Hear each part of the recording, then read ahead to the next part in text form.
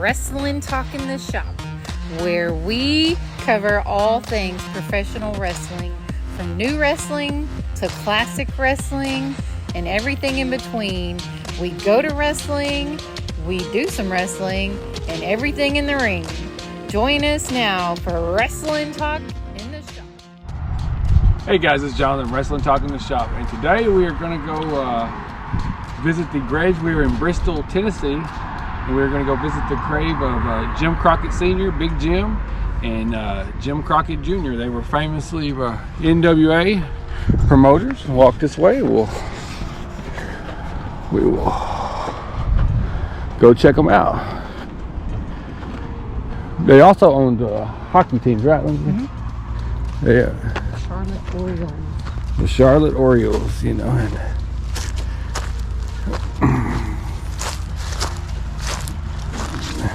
there is. That's their family plot, I assume. And here is Jim Crockett Jr. There you see that. And Big Jim. And Big Jim Crockett, I read Gary Hart's book, and he fired Gary Hart for smoking marijuana, or somebody told him that Gary Hart smoked marijuana, and I believe he fired him for that. I believe that's what I read there. And Jim Crockett Jr., he was a big promoter of the NWA. I mean, he's Followed right in his death. And he what now? I would have said he followed right in his dad's footsteps. Yeah, he followed right in his. Actually, it was not actually going to be the promotion was not actually. It wasn't supposed to be. It wasn't supposed. It was supposed to be the son-in-laws, right? Yeah. And then somehow he got into it, and but Jim Crockett, he was a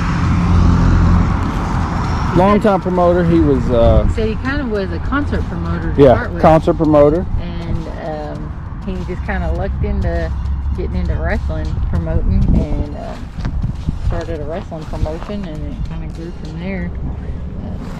But he also, you know, the family also was really big into hockey. He had a couple of children. I think he had 4 children, and he was a president of the NWA for many years, and then his son took over.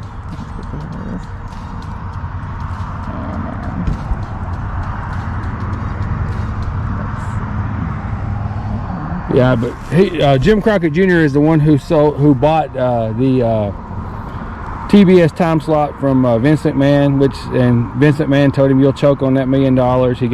He basically financed WrestleMania 1 when it came out, and he ended up selling in 1998 to WCW Ted Turner, and he was still the NWA president till '91, and. He was the one that he commissioned he was basically the NWA in after a while in the 80s.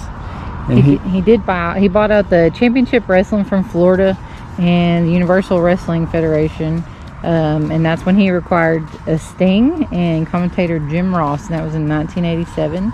Although initially planning to keep UWF and NWA separate promotions to promote an annual interpromotional event similar to the Super Bowl, Crockett instead moved the headquarters to Tulsa, Oklahoma, and to Dallas. Yeah, that was pretty much the downfall of incorporated those stars into his guaranteed contracts and whatnot. They were killing him. You know, he was paying the Road Warriors. That was before he sold out to Ted Turner. But and then he did trying to get back into wrestling in 1994 with the World Wrestling Network. It was really short-lived. He eventually left the sport for good in 1995, and then he went back to Dallas Sportatorium for a brief tenure as well. And then after that, he became a realtor and a mortgage loan originator in Texas. Yeah, so but yeah, I remember seeing like in the early 90s where him and Kevin Von Erich tried to like restart that Dallas thing, Dallas. The Sportatorium, Dallas Wrestling. And there's this. By that time, Vince McMahon had grown, WWF had grown to way past that. But yeah, he was the one that he initially commissioned that chrome rhyme big gold belt as we know it today. I mean, when he was pretty much running the NWA, he commissioned that, and it's been around. I mean, nobody's actively using it, but you see it a lot. Still, it's still very popular. Best world title we've ever had in my mind, and it was actually a jeweler, but he was the one that commissioned that to have that done, move away from the 10 pounds of gold. And really, he's only been gone a couple years. He passed in March of 2021. So Right. He hasn't been gone that long.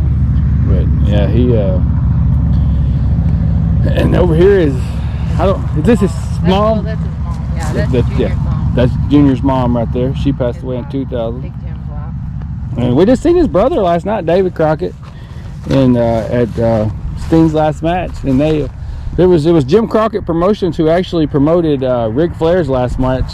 I guess maybe David Crockett or something like that. But they were big time. If he would have probably just stayed in his area in the Carolinas and whatnot, I mean, things might have been different. But he was this beautiful scenery back there in the background. But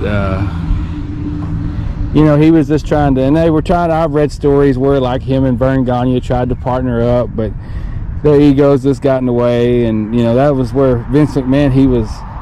In his early days, he was selfless, and he would do what it took, and these guys were they were all selfish wrestling promoters, Vern Gagne and whatnot. But anyways, we were passing through on our way, and we thought we would stop by, pay our respects to two of the guys that made Southern Wrestling, NWA, great, And anyways, but yeah, that's beautiful scenery there. And but anyways, guys, thanks for watching. We'll show you a little bit of the cemetery here, because it's on both sides of the road. Yeah, up on a hill, very easy to find. Whew, we got a long ways to drive to make it home here. We'll drive around.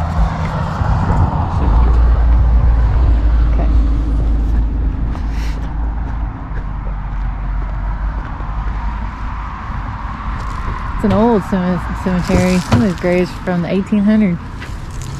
In here. I've seen.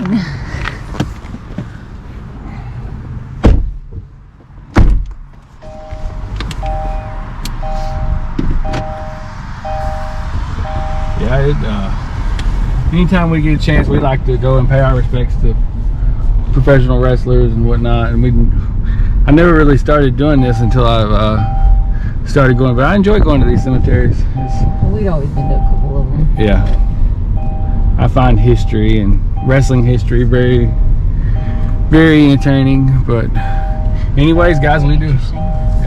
Yeah, I guess interesting would be the word, not entertaining. But yeah, thanks for watching, guys.